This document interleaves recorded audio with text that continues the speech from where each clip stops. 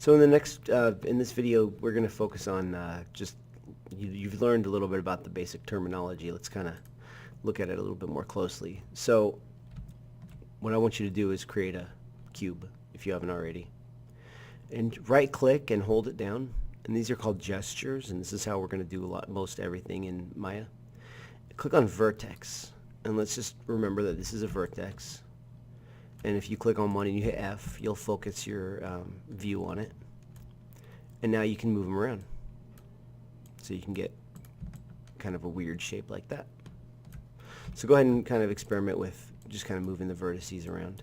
I generally don't ever use the center thing to move things because it's just kind of hard to be in control with it. I feel a little bit more comfortable using one axis at a time, X, Y, and Z. So you do whatever you like, but generally it's pretty rare that I'm going to grab it by the center. Okay, now we have some pretty funky looking objects. Let's switch to edge mode. Right click, hold down right click, and click on edge, and you'll see that you can do this. So you can select the entire edge. And then let's move to right click face mode, which is, so an edge is when two vertices meet. A face is when it's wrapped in edges. Generally 3 or 4.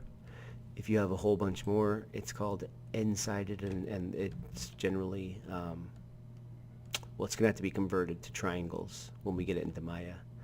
But now you can take this and you can squish it like that.